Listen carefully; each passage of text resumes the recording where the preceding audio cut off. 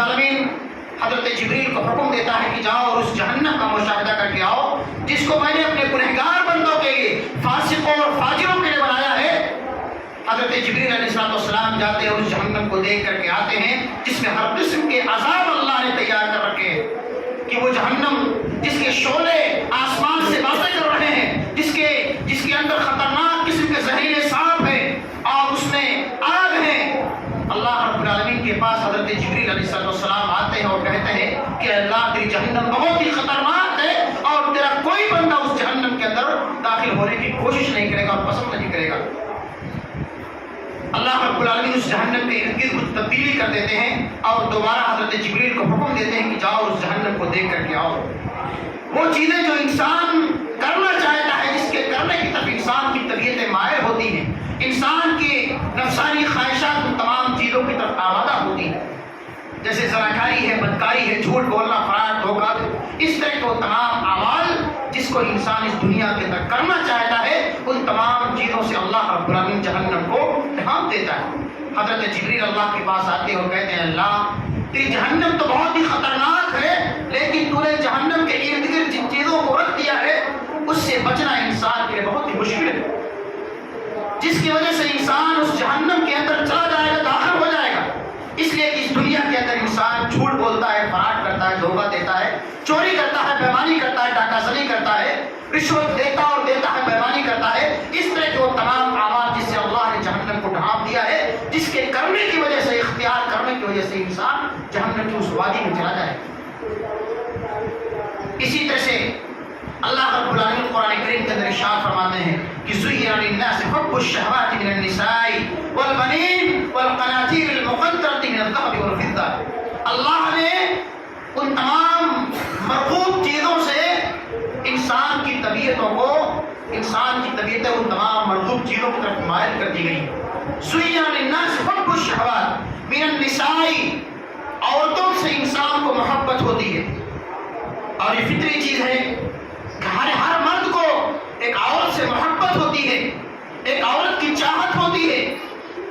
یہی ایک عورت انسان کے لیے باعث فتنہ بھی ہوتی ہے اور باعث افتخار بھی ہوتی ہے۔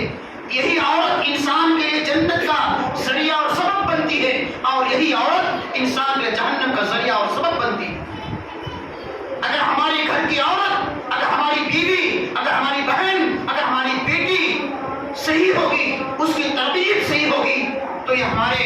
گھر کی زینت بنے گی اور ہماری عزت و آبرو کی حفاظت کا ذریعہ اور سبب بنے گی۔ اگر ہماری بیویاں صحیح ہوں گی، خود نماز پڑھیں گی، ہم کو نماز پڑھنے کی تعلیم اور ترغیب دے گی، ہمارے بچوں کو نماز کی طرف ابھاریں گی، اور اگر یہی عورتیں بری ہوں گی، بد زبان ہوں گی، بد کردار ہوں گی، تو اپنی بھی عزت و آبرو کی نیلام کرے گی اور گھر کے تمام افراد کی عزت و آبرو کی نیلامی کا ذریعہ اور سبب بنے گی۔ اپنے بچوں کی صحیح تربیت نہیں کرے گی۔ اللہ کے حبیب نے فرمایا تھا کہ عورتوں کی محبت میرے دل کے اندر ڈال دی گئی ہے۔ حُبِّبَ إِلَيَّ النِّسَاءُ وَالطَّيِّبُ، مجھے عورتوں سے محبت ہے اور خوشبو سے محبت ہے۔ اور اسی طرح سے اللہ کے رسول نے فرمایا تھا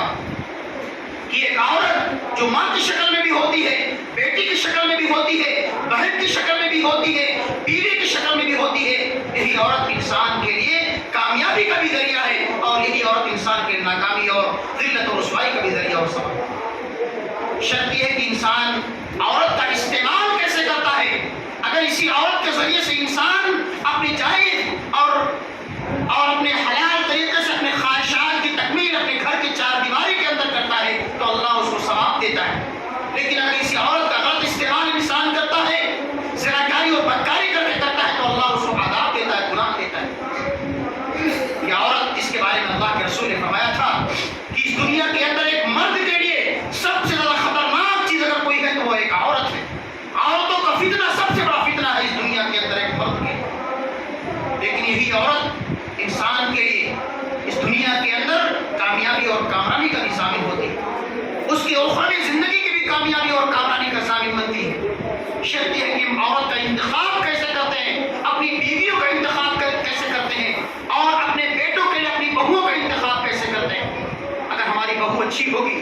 اگر ہماری بہو دیندار ہوگی، نیک ہوگی، باکردار ہوگی، تو اس سے جو اولاد پیدا ہوگی وہ بھی باکردار ہوگی، نیک ہوگی، صالح اور ایماندار ہوگی۔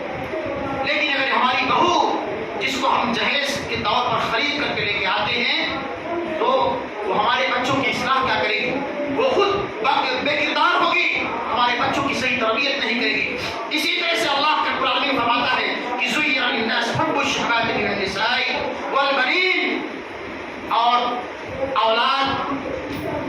یعنی بیٹوں کی محبت کو اللہ رب العالمین نے انسان کے دلوں کے اندر مزین کر دیا ہے۔ ہر انسان کی خواہش ہوتی ہے کہ اللہ اس کو اولاد کی نعمت سے نوازے، اور اولاد میں سے بیٹوں سے اللہ رب العالمین اس کو نوازے۔ اگر ہماری شادی ہوئی 2-4 سال ہو گئے، اگر ابھی تک ہمارے گھروں میں اولاد پیدا نہیں ہوئی، تو اللہ رب العالمین ہمارا امتحان کبھی اولاد دے کر کے لیتا ہے کہ ہم کبھی اولاد چھین کر کے لیتا ہے، کبھی بھی اولاد کر کے اللہ ہمارا امتحان لیتا ہے۔ اگر ابھی ہمارے گھروں میں اولاد پیدا نہیں ہوئی ہے، اور اگر ہم اللہ کے دربار کو چھوڑ کر کے غیروں کی آستانوں پہ جا کر کے اپنی زمین اپنی پیشانیوں کو رگڑیں گے، اپنی زمینی نیاز کو خم کریں گے، ایک اللہ کو چھوڑ کر کے دوسروں سے اولاد طلب کریں گے، تو یہی اولاد ہمارے لیے باعث فطرہ ہے۔ اللہ رب العالمین قرآن کریم کے ارشاد فرماتا ہے، اگر کسی بھی چیز کی ضرورت ہے، کسی پریشانی اور مصیبت میں پھنسے ہوئے ہو، کسی چیز کی ضرورت ہے، اولاد کی ضرورت ہے، مجھ سے مانگو، میں تمہاری دعاؤں